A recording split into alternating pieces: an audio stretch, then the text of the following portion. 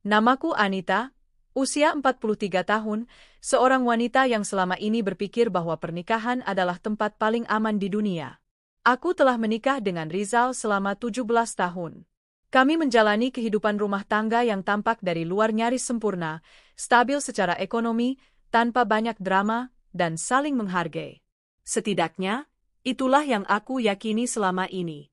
Rizal adalah sosok suami yang baik dan bertanggung jawab. Ia memiliki sebuah usaha kontraktor bangunan yang berkembang pesat di kota kami. Meski sibuk, ia selalu menyempatkan waktu makan malam bersama dan menanyakan keadaanku setiap hari. Aku, yang berhenti dari pekerjaanku sebagai guru demi fokus pada rumah tangga, merasa cukup puas dan bersyukur. Hidup kami tidak mewah, tapi penuh dengan kenyamanan. Namun, satu hal yang sejak awal menjadi bayang-bayang di antara kami adalah keturunan. Selama bertahun-tahun kami berusaha, berobat ke berbagai tempat, mulai dari medis sampai pengobatan tradisional, semua sudah dijalani. Tapi takdir berkata lain, kami tak kunjung diberi anak kandung. Kami sempat frustrasi, saling menyalahkan, bahkan pernah hampir bercerai. Tapi cinta kami, atau lebih tepatnya, kompromi kami terhadap realita, akhirnya membuat kami mengambil keputusan yang kelak akan mengubah seluruh hidupku. Kami mengangkat seorang anak perempuan. Namanya Maya, seorang gadis kecil yang saat itu berusia 10 tahun. Ia yatim piatu akibat kecelakaan yang menewaskan kedua orang tuanya, kerabat jauh dari keluarga ibuku. Waktu itu aku melihatnya sebagai titipan Tuhan. Ia terlihat rapuh, pucat, dan selalu diam. Tak butuh waktu lama untukku jatuh hati pada gadis kecil itu. Aku menyayanginya sepenuh hati, merawatnya seperti darah dagingku sendiri. Bahkan aku memanggilnya, Nak, dengan tulus dari hati terdalam. Rizal juga terlihat sayang pada Maya. Ia membelikan Maya buku, mainan, dan sesekali mengajaknya bermain ke taman saat aku sedang memasak di rumah. Bahkan Rizal yang dulunya dingin dengan anak-anak, jadi lebih hangat sejak Maya hadir. Aku sempat merasa bangga, karena akhirnya rumah kami terasa hidup. Ada suara tawa, ada suara langkah kecil yang berlari-lari di lorong rumah, ada suara Maya memanggilku, Bu, sambil menunjukkan gambar buatannya. Untuk pertama kalinya dalam hidupku, aku merasa benar-benar lengkap. Waktu berjalan cepat. Maya tumbuh menjadi gadis remaja yang cantik. Wajahnya bersih, kulitnya putih, dan tubuhnya mulai membentuk lekuk-lekuk perempuan dewasa. Kadang aku menatapnya dengan perasaan campur aduk, antara bangga dan sedih. Bangga karena anak angkatku tumbuh sehat dan cerdas. Sedih karena aku sadar bahwa waktu terus berjalan, dan anak yang dulu kupeluk dalam pelukan hangat kini tumbuh menjadi pribadi yang mulai mencari jalannya sendiri. Aku sering mencoba berbicara dari hati ke hati dengan Maya. Aku memberinya nasihat tentang menjaga diri, menjauhi pergaulan bebas, dan menjadi perempuan yang tahu harga dirinya. Dia hanya mengangguk, seringkali tanpa ekspresi. Aku mengira itu hal biasa, remaja seusianya memang kerap lebih pendiam. Tapi entah mengapa, akhir-akhir ini ia mulai menjaga jarak denganku. Ia lebih banyak menghabiskan waktu di kamar, sering keluar rumah tanpa memberi kabar, dan kadang bersikap ketus jika kutanya terlalu banyak. Namun aku tetap mencoba memahami. Menjadi ibu bukan hanya soal melahirkan, tapi juga menerima segala perubahan anak dengan kesabaran. Rizal juga tampaknya makin dekat dengan Maya. Sering aku melihat mereka berdua duduk di ruang tamu sambil tertawa, atau Rizal mengantar Maya ke salon, bahkan sesekali membelikan pakaian baru untuk Maya tanpa berdiskusi denganku terlebih dahulu. Aku menganggap itu sebagai bentuk kasih sayang seorang ayah. Tapi kadang hatiku terasa tidak nyaman, meski aku tak tahu alasannya. Sampai suatu malam, aku terbangun pukul 2 dini hari karena ingin ke kamar mandi. Saat keluar kamar, aku melihat cahaya dari arah ruang tengah. Kupikir Rizal sedang bekerja atau menonton TV. Tapi saat kulihat ke arah sumber cahaya, ternyata lampu kamar Maya yang menyala. Jantungku berdegup tak karuan. Perlahan, aku berjalan mendekati kamar itu. Saat akan mengetuk pintu, aku mendengar suara pelan, seperti bisikan. Suara pria dan wanita. Aku mendekatkan telingaku. Ada suara tawa kecil, lalu hening, lalu suara desahan. Aku langsung mematung. Apa ini cuma halusinasi? Batinku. Kupaksakan kaki ini melangkah kembali ke kamar. Sepanjang malam aku tidak bisa tidur. Aku ingin berpikir positif. Mungkin Rizal hanya menenangkan Maya yang sedang sakit perut. Atau Maya mengalami mimpi buruk. Tapi suara-suara tadi terlalu nyata. Esok paginya, aku bertanya pada Rizal di meja makan. Kamu tadi malam ke kamar Maya ya? Tanyaku pelan, mencoba terlihat biasa saja. Rizal hanya mengangkat bahu. Iya, dia nggak enak badan. Aku bantu pijitin perutnya. Aku mengangguk. Tapi entah kenapa, sejak saat itu, mataku selalu waspada. Aku mulai memperhatikan gelagat mereka. Cara Maya menatap Rizal, cara Rizal menjawabku singkat-singkat saat aku menyebut nama Maya. Bahkan saat aku duduk di sofa dan Maya baru datang dari luar, ia malah lebih memilih duduk di sebelah Rizal ketimbang di sampingku. Ada jarak antara aku dan mereka, dan itu bukan jarak yang biasa. Aku mencoba bercerita pada sahabatku, Lia. Gue takut mikir yang aneh-aneh. Lia, kataku saat kami bertemu di kafe. Lia sempat terdiam lama sebelum akhirnya berkata, tapi firasat seorang istri itu biasanya nggak pernah salah, Nit. Jangan diabaikan. Kalimat itu menancap dalam kepalaku seperti paku dingin. Sejak saat itu, aku mulai waspada. Aku memasang kamera kecil di sudut ruang tamu, bukan untuk mengintip secara berlebihan, tapi untuk menenangkan pikiranku. Tapi entah mengapa, mereka jarang lagi duduk di ruang tamu. Mereka lebih sering menyendiri di kamar masing-masing. Maya juga mulai berubah cara berpenampilan. Ia yang dulu sederhana, kini senang memakai baju ketat, makeup berlebihan, dan parfum tajam yang tak biasa kupilihkan untuknya. Setiap kali aku mencoba menegur, ia membalas dengan ketus atau malah pergi meninggalkanku tanpa menjawab. Sementara Rizal, ia membelanya habis-habisan. Dia bukan anak kecil lagi, Nit. Jangan dikekang terus. Biarin aja dia eksplorasi diri, kata Rizal sambil lalu. Aku merasa rumah ini bukan lagi milikku. Aku merasa seperti orang luar, orang asing. Dan semua ini dimulai sejak Maya memasuki usia dewasa. Aku masih menahan semuanya. Mencoba menjadi istri baik. Menjadi ibu sabar. Tapi dalam hati aku tahu, badai besar sedang mengarah padaku. Aku hanya belum tahu seberapa keras ia akan menghantam. Dan aku tak pernah menyangka, pengkhianatan terburuk dalam hidupku akan dimulai dari dalam rumahku sendiri. Hari-hari di rumah tak lagi sama.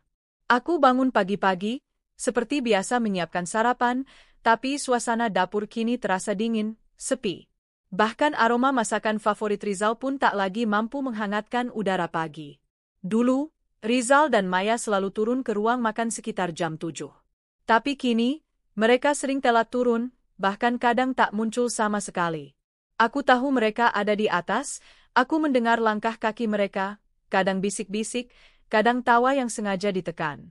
Tapi begitu aku naik untuk memanggil mereka, semua sunyi. Seolah sedang menyembunyikan sesuatu. Maya pun kini tak pernah lagi duduk di sebelahku saat makan. Ia lebih memilih duduk di seberang, atau di sebelah Rizal. Yang lebih menyakitkan, cara Rizal memandang Maya, seperti bukan seorang ayah kepada anak. Lebih hangat, lebih lembut, tapi juga berbeda. Pandangan yang dulu hanya untukku, kini jadi milik gadis yang dulu kupeluk dalam pelukanku setiap malam saat ia ketakutan. Aku menepis pikiranku sendiri. Tidak, itu hanya perasaan. Aku terlalu curiga. Mereka pasti hanya sedang dekat seperti ayah dan anak pada umumnya. Namun kecurigaanku makin kuat ketika suatu sore, aku pulang dari arisan lebih awal. Aku membuka pintu rumah perlahan karena lupa membawa kunci, dan saat aku masuk, aku melihat pemandangan yang membuat jantungku nyaris berhenti. Maya sedang duduk di pangkuan Rizal di ruang tamu. Tertawa kecil sambil memainkan rambutnya. Rizal juga tertawa, dan tangannya menyentuh paha Maya. Sentuhan yang tidak biasa. Begitu mereka sadar aku berdiri di ambang pintu, mereka langsung berdiri. Maya menjauh cepat, berpura-pura mengambil minum ke dapur. Rizal bersikap seolah tak terjadi apa-apa. Tapi mataku melihat semua. Aku tak berkata apa-apa. Tenggorokanku tercekat. Tanganku gemetar. Aku hanya berkata, aku masuk kamar dulu, ya, lalu berjalan dengan langkah lemas. Di dalam kamar, aku terduduk di lantai dan menangis dalam diam. Tubuhku panas dingin. Hatiku menolak percaya, tapi pikiranku berkata sebaliknya. Malam harinya, saat Rizal masuk ke kamar, aku mencoba bicara. Riz, aku minta tolong, jaga jarak sama Maya. Aku nggak nyaman lihat kalian terlalu dekat, ucapku hati-hati. Rizal menoleh pelan, lalu berkata datar, maksud kamu apa? Aku cuma sayang sama anak kita. Kamu terlalu berlebihan. Aku nggak melarang kamu sayang sama dia, tapi caramu memperhatikannya, membelikannya baju-baju ketat, nganterin dia salon, bahkan sampai duduk pangku-pangkuan kayak tadi sore, ucapanku terputus karena Rizal menatapku tajam. Kamu ngintip ya? Katanya dingin. Kamu mulai gila. Aku terdiam.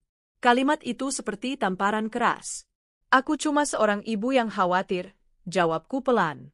Rizal tidak menjawab. Ia membalikkan badan dan tidur membelakangiku. Malam itu, aku tidur dalam pelukan gelap dan rasa curiga yang makin menggumpal. Hari demi hari, Maya berubah menjadi pribadi yang semakin jauh dariku. Ia pulang malam, tak pernah meminta izin, bahkan kadang menginap tanpa memberitahu. Ia menjadi Maya yang tidak aku kenal. Jika ku tegur, ia melotot atau membanting pintu. Suatu kali, aku menegur Maya karena keluar rumah dengan pakaian terlalu terbuka. Pakai baju kayak gini ke mall? Kamu nggak malu? Tanyaku. Maya malah tertawa sinis. Baju ini hadiah dari ayah. Ayah bilang aku cantik pakai ini. Lagi pula, kenapa sih ibu iri? Iri? Aku nyaris tak percaya dengan kata-katanya. Ibu ini orang tua kamu, Maya. Ibu cuma khawatir. Khawatir? Atau takut ayah lebih sayang aku daripada ibu? Katanya sambil tersenyum menyeringai dan berjalan pergi.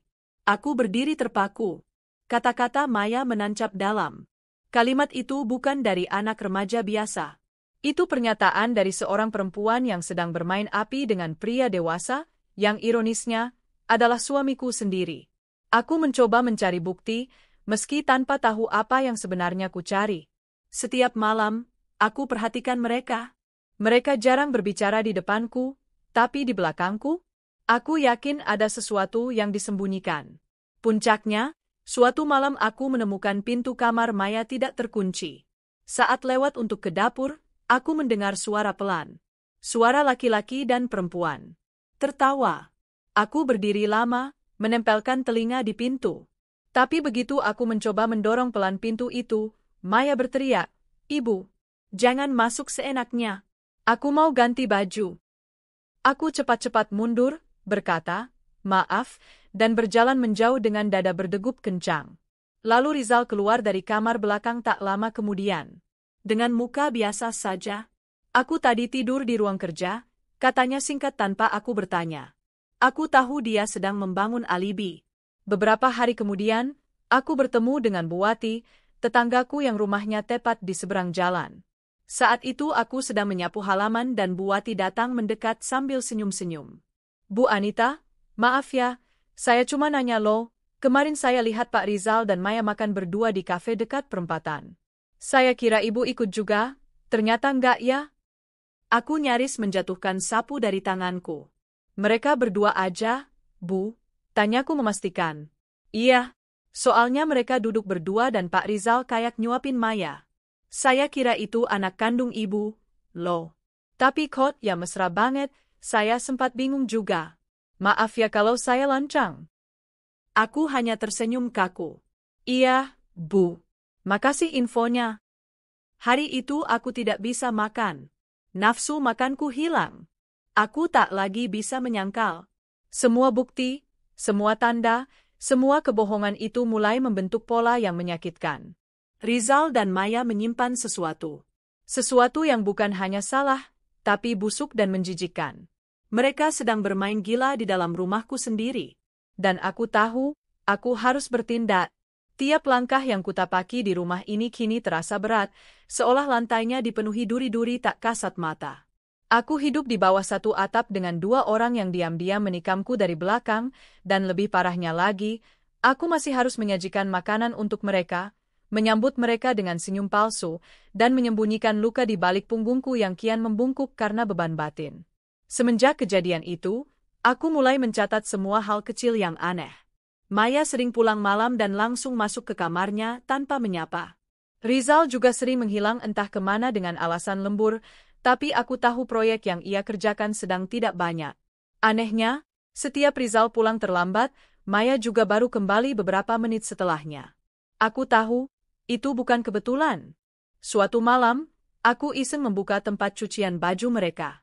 Mataku menangkap sesuatu yang membuat dadaku bergetar, dua pakaian dalam perempuan dengan motif yang hampir serupa, satu sudah usang dan biasa kupakai, satunya baru dan jauh lebih mewah.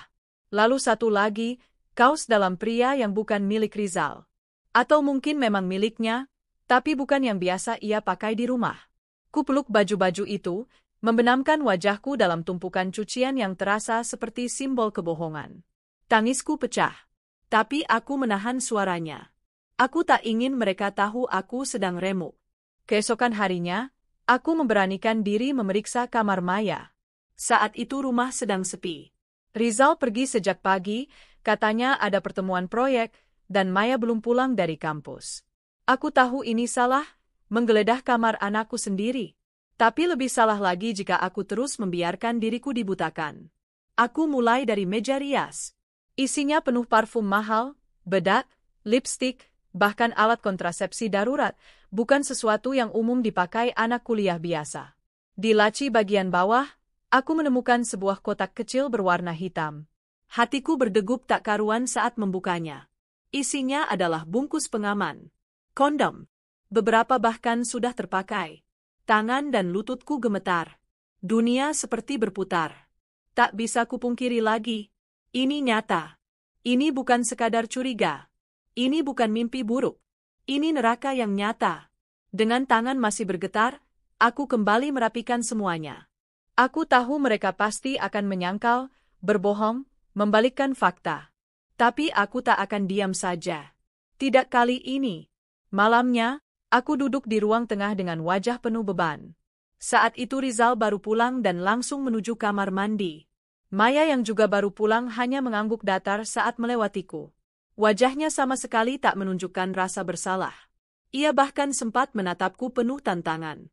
Saat Rizal keluar, aku berdiri menghadangnya. Kita perlu bicara, kataku dengan suara pelan tapi tegas. Rizal menarik napas panjang. Tentang apa lagi, Anita? Tentang apa lagi? Kalimatnya membuat darahku naik. Jangan pura-pura bodoh, jawabku. Kamu tahu persis. Kamu dan Maya. Ada apa di antara kalian? Rizal tertawa singkat. Apa maksudmu? Aku temukan kondom di kamar Maya. Beberapa sudah terpakai. Dan kamu sering keluar malam bersamanya. Kalian berpikir aku buta? Aku gila? Suaraku mulai meninggi. Maya keluar dari kamarnya, berdiri di dekat tangga, menatap kami dengan tangan bersedekap dan ekspresi sinis. Rizal hanya mengangkat alis. Itu bukan urusanmu. Kalimat itu menghujam seperti peluru. Bukan urusanku. Dia anak kita. Dia tinggal di rumah ini. Aku ibunya, ibu angkatnya. Dan kamu suamiku. Maya tertawa kecil. Ibu? Jangan terlalu merasa berjasa. Aku nggak pernah minta diangkat jadi anak. Lagi pula, kamu bukan siapa-siapa lagi di rumah ini. Cukup, Maya, bentak Rizal, tapi bukan karena membelaku. Lebih seperti ingin Maya berhenti membocorkan sesuatu yang lebih besar. Aku menunjuk Maya dengan jari gemetar. Kamu tahu apa yang kamu lakukan itu dosa, Maya? Dia ayah angkatmu. Suami ibumu. Kamu mengkhianatiku. Maya hanya tersenyum. Dan kamu pikir kamu suci? Kamu membuangku waktu aku kecil. Kamu angkat aku karena kamu kasihan, bukan karena cinta. Aku cuma pelengkap statusmu sebagai wanita sempurna yang gak bisa punya anak. Kalimat itu menampar keras. Aku menyayangimu, Maya, suaraku parau. Aku rela berhenti kerja demi membesarkanmu. Aku masak, aku antar kamu ke dokter, aku belikan buku, semua kuperjuangkan demi kamu. Dan kamu balas dengan tidur dengan suamiku. Suaraku akhirnya pecah. Tangisku meluap tanpa bisa kutahan. Rizal hanya berdiri diam. Ia tak menyangkal, tak membela, tak menjelaskan. Hanya wajah kosong dan bahu yang sesekali terangkat acuh. Akhirnya, Aku berkata dengan nada paling getir dalam hidupku, keluar dari rumah ini. Kalian berdua. Aku tidak butuh manusia pendosa di sini. Malam itu aku tidur dengan mata sembab dan hati koyak. Tak ada pelukan. Tak ada kata maaf. Tak ada pembelaan dari siapapun. Dunia seakan berubah dalam semalam, rumahku bukan lagi rumah. Dan dua orang yang paling aku percayai, justru menjadi dua orang yang paling menghancurkan. Aku merasa seperti wanita paling bodoh.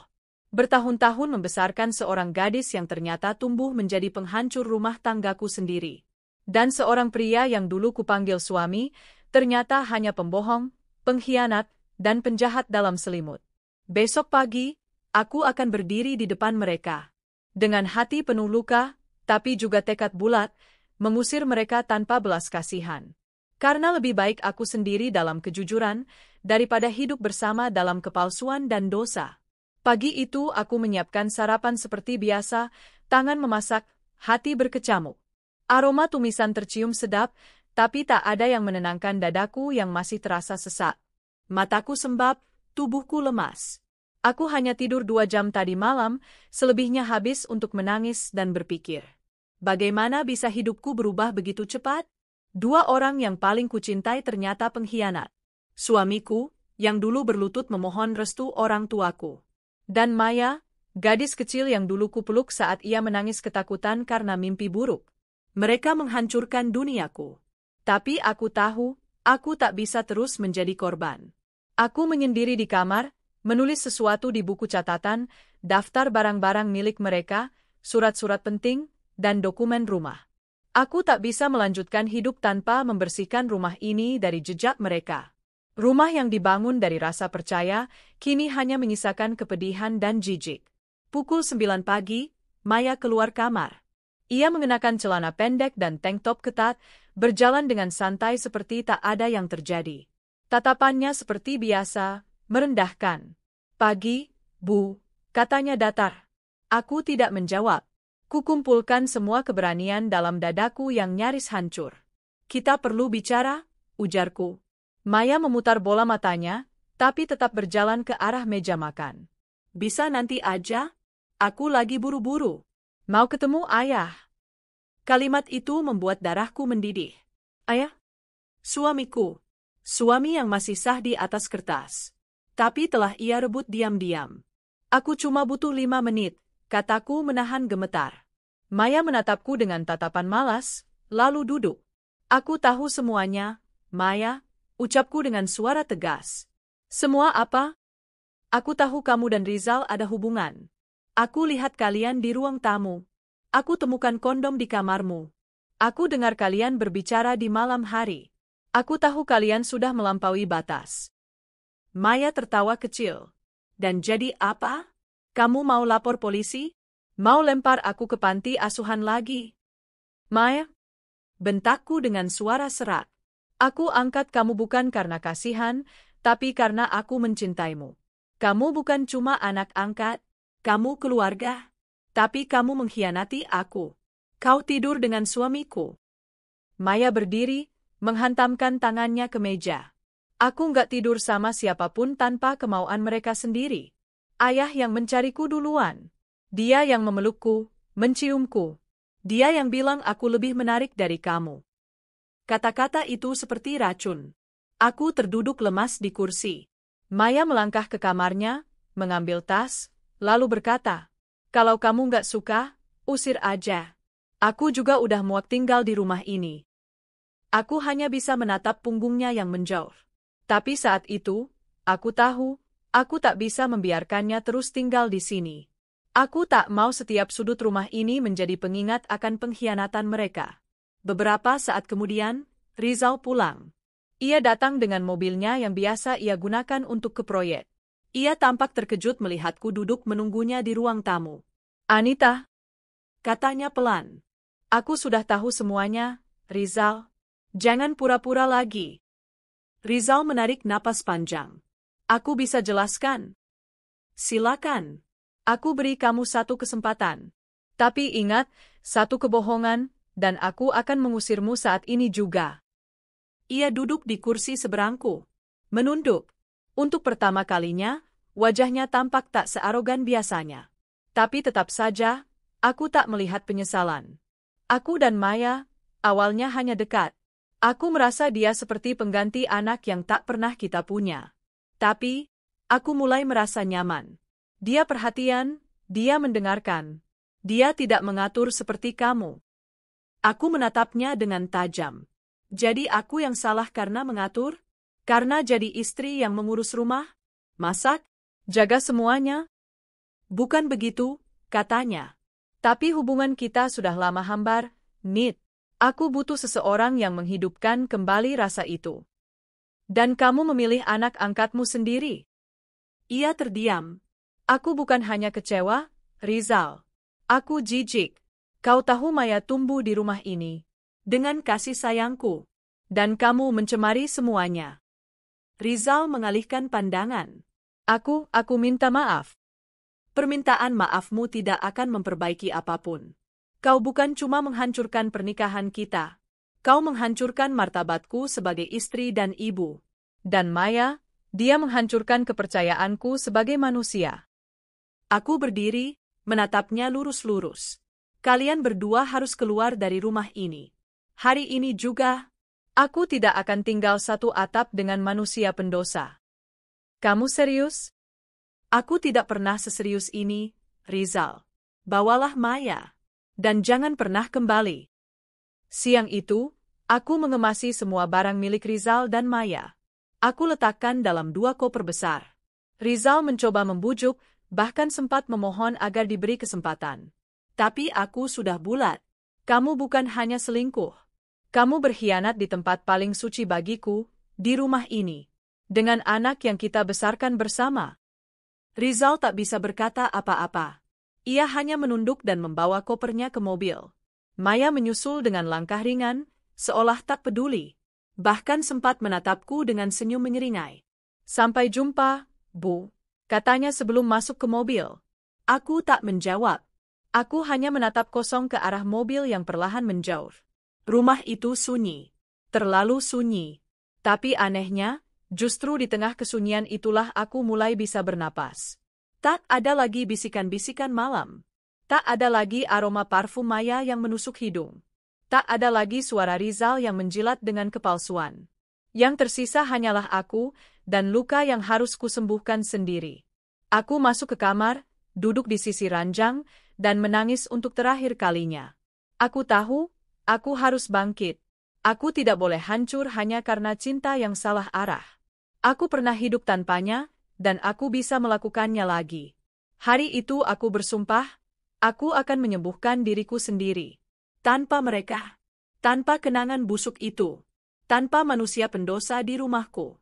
Sudah 5 hari sejak kepergian Rizal dan Maya dari rumah.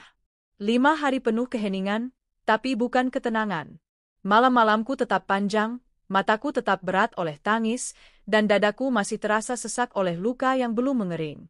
Rumah ini kini hanya milikku.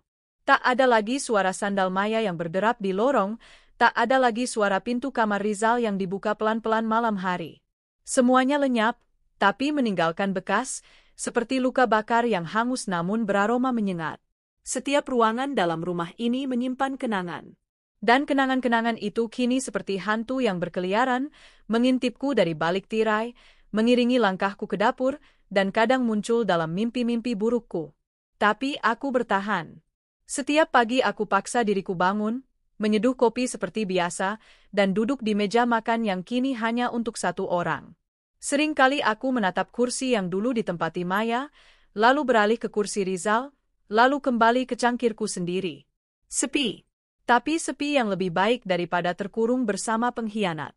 Hari-hariku mulai kuisi dengan membersihkan rumah. Bukan hanya membersihkan debu dan kotoran, tapi membersihkan jejak mereka. Baju-baju Maya yang masih tersisa, kubungkus dalam kardus dan kuserahkan ke panti asuhan. Foto pernikahan bersama Rizal, yang dulu kupajang indah di ruang tamu, kubakar hingga hangus. Aku juga mengganti sprei, tirai, bahkan cat dinding kamar Maya. Aku ingin semuanya benar-benar baru. Aku ingin bangkit. Dan untuk bangkit, aku harus benar-benar menanggalkan semua sisa luka itu dari rumah ini.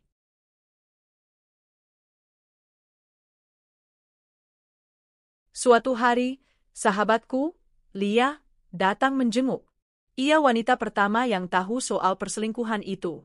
Dan satu-satunya yang memberiku pelukan saat aku nyaris runtuh. Aku tahu kamu kuat, Nit, katanya sambil memegang tanganku. Tapi kamu nggak harus pura-pura baik-baik aja. Aku tersenyum lemah. Aku memang nggak baik-baik saja. Tapi aku juga nggak mau selamanya jadi korban. Lia menatapku penuh rasa hormat. Kamu tahu, nggak semua wanita bisa sekuat kamu. Ada yang memilih diam, ada yang pura-pura buta, bahkan ada yang tetap tinggal bersama suami yang menghancurkannya.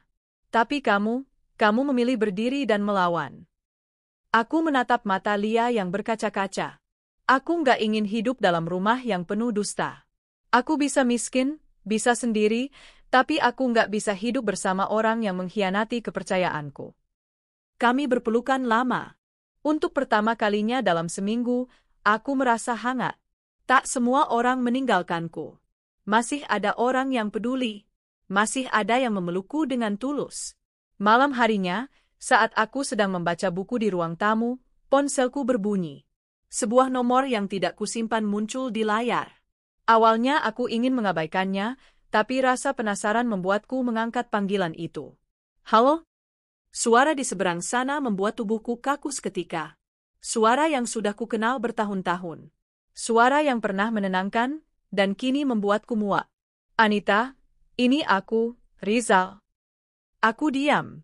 Tak ada satu kata pun yang keluar dari mulutku. Aku cuma mau tahu, kamu baik-baik saja. Aku tertawa pahit. Kamu masih punya keberanian nanya aku baik-baik aja. Rizal terdiam sejenak. Aku rindu rumah. Aku rindu kamu. Aku menggenggam ponsel erat-erat. Kamu rindu rumah? Yang mana? Rumah yang kamu kotori dengan perselingkuhanmu? Atau rumah yang kamu jadikan tempat tidur bersama anak angkat kita? Anita, tolong, jangan seperti ini. Seperti ini, suaraku mulai meninggi. Kamu yang menghancurkan semuanya. Aku yang kamu khianati, tapi kamu yang minta pengertian. Aku minta maaf. Aku nggak butuh maafmu, Rizal. Aku cuma butuh kamu menjauh.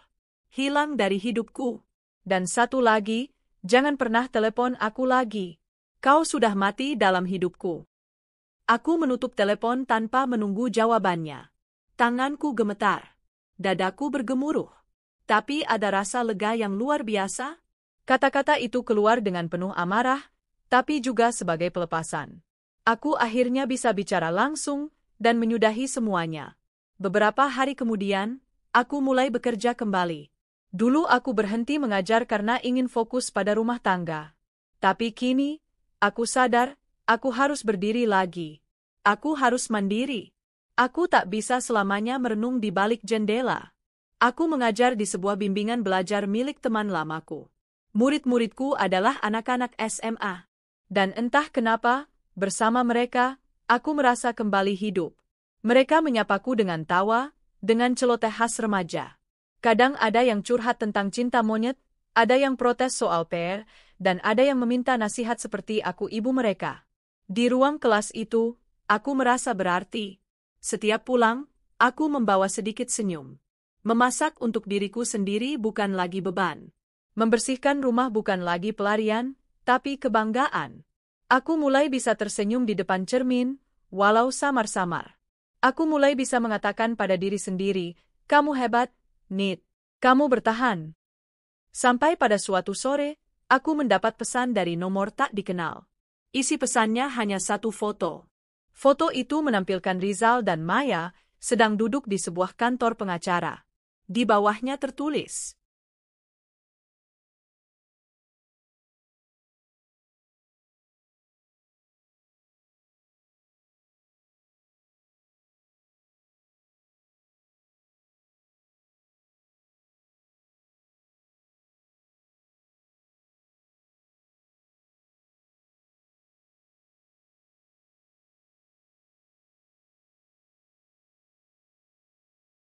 kami akan menikah secara sah setelah Maya berusia 21 tahun. Aku membaca pesan itu dengan napas tercekat. Bukan karena sedih, tapi karena muak. Aku langsung menghapus foto itu. Kupandangi jendela rumahku. Lalu aku tersenyum getir. Silakan. Hancurkan hidup kalian sendiri. Tapi jangan pernah pikir kalian bisa menghancurkan aku lagi. Dunia mereka mungkin sedang penuh kebahagiaan semu. Rizal dan Maya akan menikah setelah Maya berusia 21 tahun, katanya. Entah cinta macam apa yang tumbuh dari pengkhianatan. Tapi satu hal yang kutahu pasti, aku tak ingin lagi menjadi bagian dari kisah mereka. Aku tidak menghapus kenangan karena takut. Aku menghapusnya karena aku ingin benar-benar bebas. Aku mulai lebih banyak menghabiskan waktuku di tempat bimbingan belajar. Setelah jam mengajar, aku juga membantu administrasi, bahkan kadang mendampingi anak-anak latihan drama untuk lomba antar sekolah. Rasanya menyenangkan. Dunia remaja yang penuh harapan itu menyembuhkan luka-luka di hatiku. Lia, sahabatku, mendukung semua pilihanku. Semakin hari kamu kelihatan lebih cerah, katanya sambil menatapku saat kami makan siang bersama. Aku rasa, aku sudah mulai mencintai diriku lagi. Lia tersenyum bangga. Dan itu adalah kemenangan terbesar. Suatu sore, ketika aku sedang menata tumpukan kertas nilai, salah satu muridku, Indra, datang dengan wajah murung. Bu Anita, boleh ngobrol sebentar? Katanya ragu. Tentu, nak. Ada apa? Jawabku sambil mempersilahkannya duduk. Indra mulai bercerita. Ia melihat ayahnya berselingkuh dari ibunya. Ia bingung harus apa. Ia takut rumahnya akan hancur seperti temannya yang lain. Aku mendengarkan dalam diam. Hanya sesekali mengangguk. Ketika ia selesai, aku berkata perlahan, Indra, kadang orang dewasa pun bisa membuat kesalahan besar. Tapi satu hal yang harus kamu tahu, kesalahan mereka bukan salahmu. Jangan pernah menyalahkan dirimu atas luka yang mereka buat. Ia mengangguk pelan, matanya berkaca-kaca. Aku pun memeluknya sebentar. Dalam hati, aku merasa, mungkin memang ini tujuan Tuhan mengizinkanku terluka, agar aku bisa menguatkan mereka yang hampir hancur. 2 minggu kemudian, aku diundang menjadi pembicara dalam sebuah seminar tentang perempuan dan ketahanan mental. Awalnya aku ragu, tapi Lia yang juga panitia memaksaku. Kamu punya kisah nyata yang bisa menginspirasi, Nit. Jangan simpan sendiri. Aku akhirnya berdiri di depan ruangan yang cukup besar dengan puluhan wanita dari berbagai usia. Suara tanganku sedikit bergetar saat mulai bicara. Nama saya Anita. Saya pernah punya kehidupan rumah tangga yang terlihat sempurna di luar, tapi retak dan busuk di dalam. Aku menceritakan semua. Dari awal pernikahan, kehadiran Maya sebagai anak angkat, kasih sayang yang kuberikan, sampai akhirnya pengkhianatan yang kutemukan dalam bentuk sepasang kondom di kamar anakku sendiri. Beberapa peserta meneteskan air mata. Ada yang menutup mulutnya karena terkejut. Tapi aku terus bicara, karena aku ingin mereka tahu. Aku tidak binasa. Aku masih hidup, bahkan lebih hidup dari sebelumnya. Dikhianati bukan akhir dari segalanya, kataku di akhir sesi. Kadang luka adalah pintu menuju versi diri kita yang paling kuat. Tepuk tangan menggema. Aku tersenyum. Untuk pertama kalinya, aku merasa benar-benar bangga pada diriku sendiri. Beberapa hari setelah seminar itu, aku mulai menerima banyak pesan dari perempuan-perempuan tak dikenal. Ada yang berkata, terima kasih, Bu. Kisah ibu membuka mata saya. Ada yang curhat tentang suaminya yang abusive. Ada yang bahkan sedang dalam proses perceraian dan hampir menyerah. Aku jawab satu persatu. Kadang dengan kata-kata semangat, kadang hanya dengan pelukan virtual. Tapi aku tahu, kini aku bukan hanya korban. Aku adalah penguat. Dari luka yang mereka buka, aku belajar bahwa banyak wanita senasib. Tapi tidak semuanya punya keberanian untuk bangkit. Maka aku tak boleh diam. Aku pun membuat sebuah komunitas kecil. Namanya, Perempuan Pulih. Kami bertemu seminggu sekali, entah secara online atau offline. Kami saling bercerita, menangis, tertawa, dan saling memeluk. Tidak ada yang menghakimi, hanya dukungan dan cinta. Suatu pagi, aku sedang duduk di taman sambil menulis catatan harian. Tiba-tiba ada seseorang duduk di sebelahku. Aku dengar kamu sekarang jadi inspirasi banyak perempuan. Aku menoleh, dan jantungku seolah berhenti berdetak. Rizal. Ia tampak lebih kurus. Matanya cekung. Wajahnya tidak segagah dulu. Tapi aku tidak merasakan apapun. Tidak marah. Tidak sedih. Hanya datar. Apa yang kamu lakukan di sini? Tanyaku tenang. Aku cuma ingin bicara. Sekali saja. Aku menghela napas. Silakan. Ia menatapku lama. Aku sudah tidak dengan Maya. Aku menatapnya, tapi tidak terkejut. Kenapa? Dia tidak seperti yang kupikirkan. Dia masih terlalu muda, keras kepala, egois, dan posesif. Aku tertawa kecil. Dan kamu baru menyadari itu setelah meninggalkan istrimu demi dia. Rizal menunduk. Aku kehilangan segalanya. Nit. Rumah, pekerjaan, keluarga, semuanya. Aku tahu, jawabku. Tapi itu pilihanmu. Dan setiap pilihan punya konsekuensi. Ia menatapku dengan mata berkaca. Aku menyesal. Aku tersenyum. Penyesalan memang datang belakangan. Tapi aku tidak menyesal sudah melepasmu. Kamu sudah bahagia? Aku menatap langit sebentar, lalu menjawab mantap, ya. Aku tidak kaya. Aku tidak punya pasangan. Tapi aku damai. Aku hidup dalam kebenaran. Dan itu lebih dari cukup. Ia mengangguk pelan. Lalu bangkit, dan berjalan pergi tanpa menoleh lagi. Aku menatap punggungnya hingga menghilang. Kali ini bukan dengan luka, tapi dengan rasa lega. Aku benar-benar bebas. Malam itu, aku duduk di ruang tamu. Di meja kecil di depanku, ada tumpukan surat dari anggota komunitas yang menuliskan rasa terima kasih mereka. Di antara mereka, ada seorang wanita bernama Winda yang pernah berpikir untuk bunuh diri karena suaminya selingkuh dengan adik kandungnya. Tapi ia bilang, setelah mendengar kisahku, ia memilih bertahan, bangkit, dan kini sedang mengurus bisnis kecil bersama anak-anaknya. Air mataku menetes. Tapi kali ini bukan karena sedih, melainkan karena haru. Aku menulis di buku harian.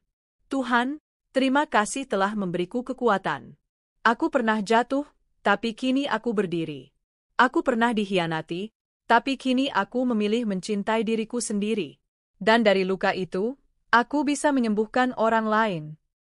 Aku menutup buku harian itu dengan senyum. Dan malam itu, untuk pertama kalinya setelah sekian lama, aku tidur tanpa mimpi buruk. 3 tahun berlalu sejak hari itu. Sejak aku meninggalkan rumah yang dulu kusebut istana, namun ternyata penuh dengan belati di balik tirai. 3 tahun sejak aku membuka lembaran baru, dengan luka yang belum sepenuhnya sembuh, tapi sudah cukup kering untuk tak lagi menganga. Aku masih tinggal di kota yang sama, tapi di rumah kecil milikku sendiri.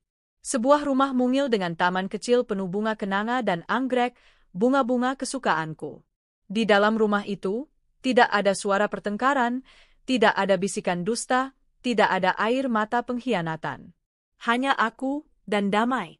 Komunitas perempuan pulih kini telah memiliki lebih dari 100 anggota. Kami sudah mengadakan 3 kali seminar terbuka, membantu 5 perempuan keluar dari rumah tangga penuh kekerasan, dan bahkan bekerja sama dengan lembaga bantuan hukum. Aku tak pernah menyangka bahwa dari reruntuhan hidupku bisa tumbuh pohon harapan untuk orang lain. Pagi itu aku sedang menyiram bunga ketika sebuah mobil berhenti di depan pagar. Seorang pria turun sambil membawa setangkai bunga matahari yang dibungkus sederhana. Ia tersenyum lebar. Namanya Pak Arif.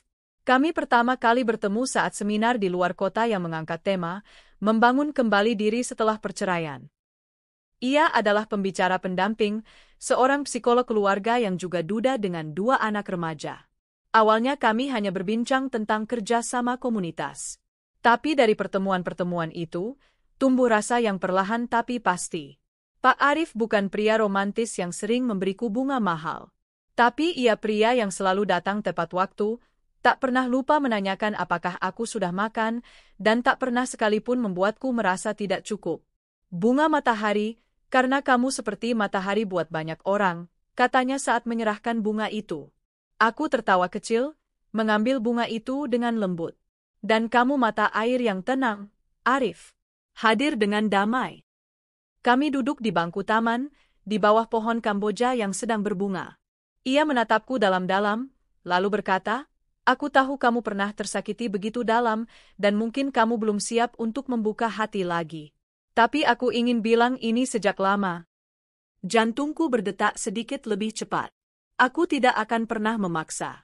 Tapi jika suatu hari kamu ingin berjalan bersama lagi, tidak sebagai perempuan yang butuh perlindungan, tapi sebagai perempuan kuat yang pantas dicintai, aku di sini. Aku terdiam, menatap matanya. Dan untuk pertama kalinya, aku merasa tidak takut dengan kemungkinan mencintai lagi. Karena aku tahu, kini aku tak mencintai karena takut ditinggalkan, tapi karena aku sudah cukup utuh untuk berbagi. Aku tersenyum. "Terima kasih, Arif. Mungkin hari itu belum hari ini, tapi aku tidak menutup pintunya." Ia mengangguk pelan. Tidak memaksa. Tidak kecewa. Hanya menerima. Dan itulah cinta yang sesungguhnya, bukan? Sore harinya, aku mendapat kabar dari seorang teman lama. Maya. Ya, gadis yang dulu kupungut dari jalanan, kubesarkan sepenuh cinta, namun justru menikam dari belakang. Aku sempat mengira aku tak ingin tahu kabarnya. Tapi ternyata rasa penasaran tetap ada. Maya kini tinggal di kota kecil di ujung pulau. Ia bekerja sebagai pelayan toko serba ada. Setelah hubungannya dengan Rizal kandas, ia sempat depresi. Ia bahkan nyaris kehilangan pekerjaan karena sering bolos. Tapi setelah menjalani terapi selama setahun, ia mulai mencoba hidup mandiri. Aku tidak menghubunginya. Tapi aku merasa lega mendengar ia mulai menata hidup. Bukan karena aku mengharapkannya sukses, tapi karena aku tahu, dendam hanya akan membuatku terus terikat padanya. Sementara aku, sudah terlalu jauh berjalan ke depan untuk menoleh ke belakang. Di hari Minggu, aku mengadakan pertemuan komunitas di taman kota. Kami tidak membahas topik yang berat hari itu. Kami hanya duduk di atas tikar, saling berbagi makanan, cerita, dan tawa. Ada anak-anak kecil berlarian di sekitar kami. Salah satu anggota baru, Budina, membawa bayinya yang baru berusia 3 bulan. Semua bergiliran menggendong.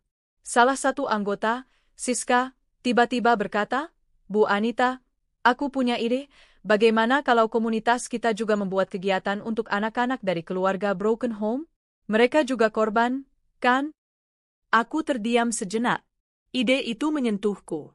Benar juga, kataku. Kita harus mulai dari mereka. Supaya mereka tumbuh jadi pribadi yang tidak mewarisi luka yang sama. Dan dari hari itu, kami mulai program baru, Anak Hebat. Kami mengadakan kelas-kelas seni, menggambar, dan bermain peran. Anak-anak itu mengajarkanku bahwa meskipun mereka lahir dari situasi rumit, mereka punya kekuatan yang luar biasa jika diberi ruang untuk tumbuh. Suatu malam, aku berdiri di depan cermin, menatap perempuan di sana. Wajahnya masih memiliki garis-garis lelah, tapi matanya bersinar. Bibirnya tidak lagi muram, tapi sering tersenyum. Tubuhnya tidak lagi kaku karena tekanan, tapi lebih lentur, ringan, dan bebas. Itu aku, Anita. Perempuan yang dulu pernah merasa tak punya nilai, kini menjadi sumber semangat banyak orang. Aku menyisir rambutku perlahan, lalu duduk di meja kerja. Kubuka laptop dan mulai menulis sebuah buku yang sudah lama kutunda. Judulnya, Dihianati, Tapi Tidak Hancur. Sebuah memoir yang berisi kisahku dan kisah para perempuan yang bangkit dari keterpurukan. Tulisan itu bukan hanya untuk dunia luar, tapi untuk diriku sendiri, agar aku tak lupa dari mana aku datang dan sejauh apa aku telah berjalan. Beberapa bulan kemudian, buku itu terbit. Dan luar biasa, tanggapan masyarakat sangat positif. Bahkan aku diundang ke acara televisi lokal sebagai narasumber. Salah satu penonton bertanya, "Bu Anita, apa yang membuat ibu tetap bisa tersenyum setelah semua luka itu?" Aku tersenyum, lalu menjawab, "Karena aku memilih untuk tidak hidup dalam luka. Aku memilih untuk hidup dalam harapan. Dan karena aku tahu, Tuhan tidak pernah tidur." Kini, ketika aku berjalan di jalanan, kadang ada orang yang menegurku, "Bu Anita ya? Saya baca kisah ibu di buku. Terima kasih sudah menginspirasi." Aku hanya bisa tersenyum dan mengangguk. Dan setiap kali malam datang, aku menulis satu kalimat di buku harian. Hari ini, Aku tetap memilih untuk hidup, mencintai, dan memberi makna. Itulah caraku berdamai. Itulah caraku mencintai hidup, meski dulu sempat dipatahkan oleh orang-orang yang kucintai sendiri. Jika kau sedang membaca ini, dan sedang merasa hidupmu hancur karena pengkhianatan, percayalah. Kamu tidak sendiri. Dan kamu tidak harus tetap hancur. Kamu bisa bangkit. Karena kamu layak bahagia. Aku, Anita, adalah bukti nyata bahwa luka bukan akhir. Tapi justru awal dari hidup yang lebih kuat, lebih bermakna, dan lebih mencintai diri sendiri.